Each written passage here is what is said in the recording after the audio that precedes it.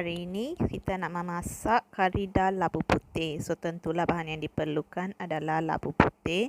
Dengan labu putih masukkan serbuk kunyit sedikit, air dan secubit garam atau secukup rasa yang anda hendaki dan biarkannya mendidih selama beberapa minit atau sehingga ianya masak ya.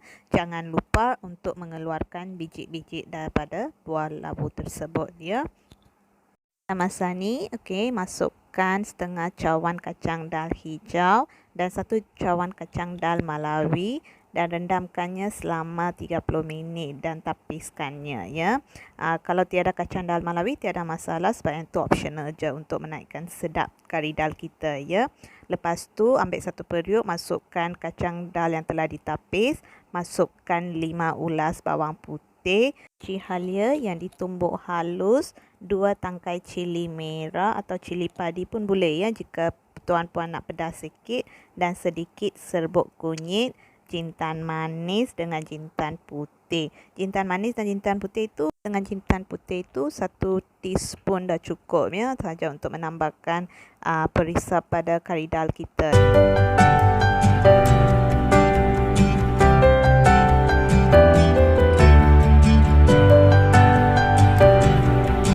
Untuk masak, dan pada masa ni labu putih pun telah masak, so kita kena tapiskan air daripada labu putih itu. Setelah kacang dal telah masak, tapiskan kacang dal dan simpan air rebusan tersebut. Disebabkan kita akan gunakan air rebusan itu menggantikan air biasa semasa memasak supaya kari dal kita lebih sedap. Pada masa ni renjekkan kacang dal yang telah masak tadi. Boleh gunakan sendok juga ya, sebab kita, tapi jangan gunakan pengisar, kalau tidak dia akan jadi terlalu halus dan kita macam meminum air rebusan dal sahaja ya. Lepas itu tambahkan air rebusan yang kita simpan tadi. Kacang dal kita dengan menggunakan apa-apa sendok ya. Kalau nak guna sendok yang kita guna untuk ambil gulai ayam, gulai ikan pun boleh ya, sebab kacang parpu ni dia amat halus ya. Lepas tu tambahkan air rebusan dal yang kita simpan tadi dengan kacang dal yang telah dimasak dan kacaukan kedua-duanya sebati ya, sebab kita nak letakkan atas api untuk dimasak. So sebelum itu kita kena kacaukannya menjadi sebati. Bila anda lihat sekarang dia air rebusan kita dengan kacang dal kita dah pun sebati. So sampailah masa kita untuk meletakkan kacang dal dengan air rebusan tersebut di atas api, dan lihatlah kita telah pun menapis buah labu kita.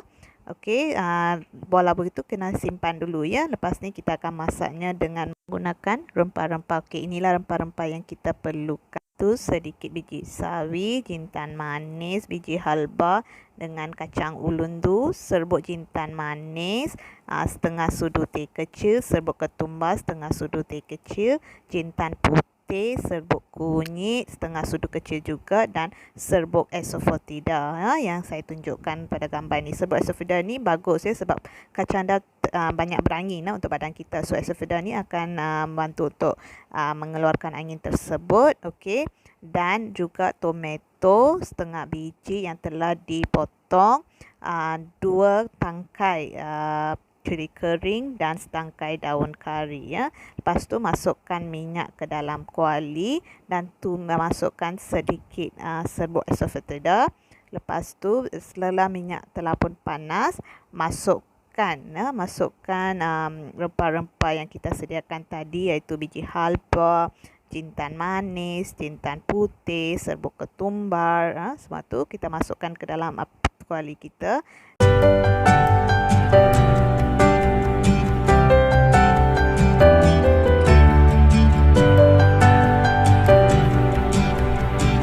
Kita masukkan daun kari, setangkai dah cukup, 2 tangkai cili kering. Kalau nak masukkan cili padi pun tak ada masalah. Kalau anda suka pedas, anda boleh masukkan cili padi.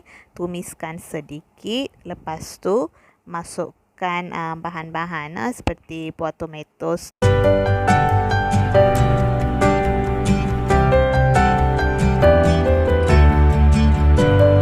sebentar supaya buah tomato itu menjadi lembut dan aroma-aroma daun kari itu terkeluar, dan masukkan semua serbuk yang kita sediakan tadi, serbuk kunyit, serbuk jintan manis dengan serbuk jintan putih dan juga serbuk ketumbar, semua setengah sudu teh dah cukup Lepas tu gaulkan ke semua bahan yang kita telah masukkannya dengan sebati dengan buah labu putih itu So kacaukannya sehingga dia sebati.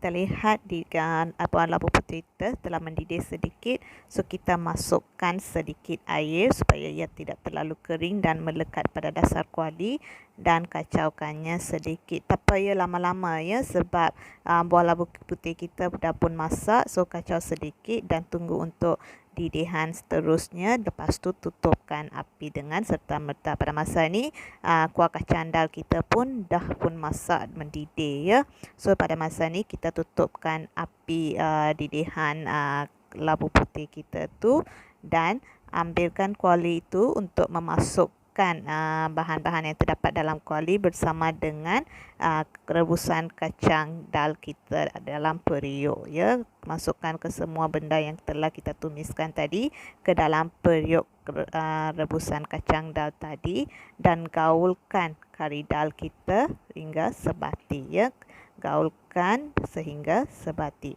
Kalau nak terlalu pekat, bolehlah baginya untuk didih terlalu lama. Kalau nak cair sedikit, bolehlah tutup api sekarang. Tetapi keluarga kami ni sukanya sedikit pekat sebab dia lebih sedap untuk makan dengan tosai, idli So kita biarkannya untuk mendidih terlalu lebih lama sedikit Pada masa ni kita masukkan sedikit hirisan bawang goreng ke dalam kari dal kita, tetapi yang ni pun optional juga untuk menaikkan aroma bau kari dal kita je. Okey, kalau sesiapa yang tidak suka semuanya veggie dalam kari dal tu, bolehlah masukkan udang segar dalam kari dal juga, tiada masalah, dan ia lebih sedap untuk dimakan.